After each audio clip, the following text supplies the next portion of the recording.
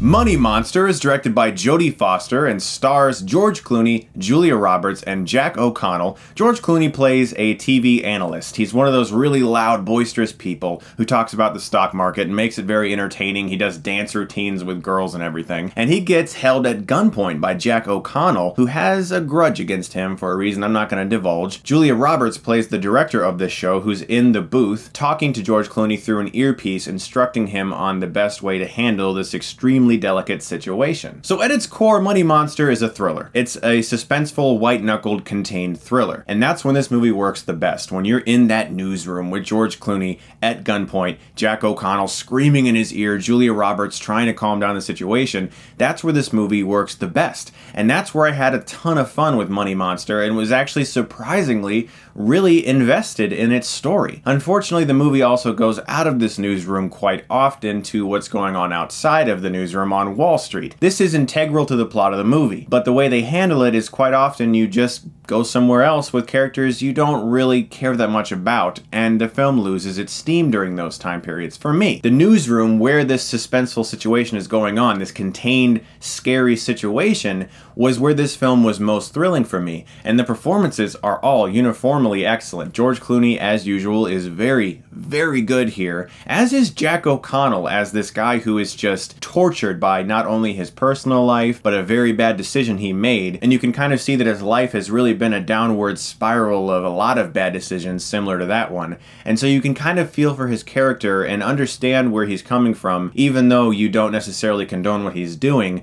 His motivations are clear and you understand why he's there, and for that reason, as an antagonist, you actually kind of start to care about him, and that's also a really good strength of this film, because you see the human behind the act that he's committing, and you really understand what has brought him to this point. Julia Roberts is also really good. Now, these are all things that you've probably heard 1,000 times. George Clooney is good. Yes, Julia Roberts is very good in this film. You know, what am I saying that's new? But what can I say? She is. She's really good in this movie. She's the calm voice in the storm. She's the one who's trying to make everything go smoothly. She's used to dealing with a very hectic newsroom, this character, and so this situation is almost strangely familiar for her. And the fact that we are able to realize that much about her character just by watching this film, then that tells you that the characterizations are pretty good, at least with the three leads. Whenever the film goes outside of the newsroom and tries to tell its corporate Wall Street story, in which it's very much so bashing Wall Street, whenever the film gets a little more preachy than you would expect it to be, that's where the film doesn't really reach the dramatic heights it's trying to. As a contained, suspenseful thriller, it really works, but sometimes it does overstep its boundaries and try to have a message. One of the biggest messages is how the world now reacts to horrible situations through the internet, which in turn provides some of the movie's best humor, because it also has good humor about the subject. One scene involving Vine, I'm not going to spoil it, but it was pretty laugh-out-loud hilarious. The performances are all excellent, and the stuff inside the newsroom is really riveting. But whenever they go outside of it, the movie loses a little bit of steam. I'm going to give Money Monster a B. I think Jodie Foster did a surprisingly good job directing this movie. She's made a lot of smaller films. This is her first attempt at a larger film. If you've never seen The Beaver, I actually think it's a very underrated movie, and I suggest checking that out. She did a very good job with that one also, and it's got a great performance by Mel Gibson, Jennifer Lawrence, Antoine Yelchin, and Jodie Foster. Guys, I got something really cool I want to tell you about, a giveaway that I'm running right now. First off, thank you so much to everyone who bought my book.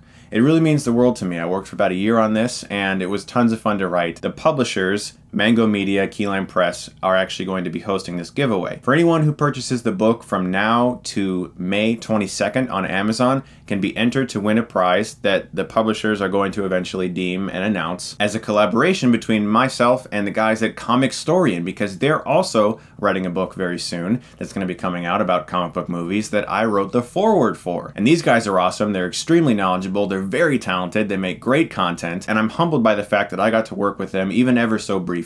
So that giveaway is taking place on Amazon. You can enter for a prize by just purchasing a copy of the book from now until May 22nd. All you have to do is send an email to info@mango.biz with the subject line Stuckmann in the header and your email confirmation number of your order. And that's the giveaway, guys. Thank you so much again for reading my book. I really do appreciate it. It meant a lot to me. You guys are the best, and I hope you check out Money Monster because it is surprisingly better than I thought it was going to be. Thanks so much as always for watching, guys, and if you like this, you can click right here and get Stuckmannized.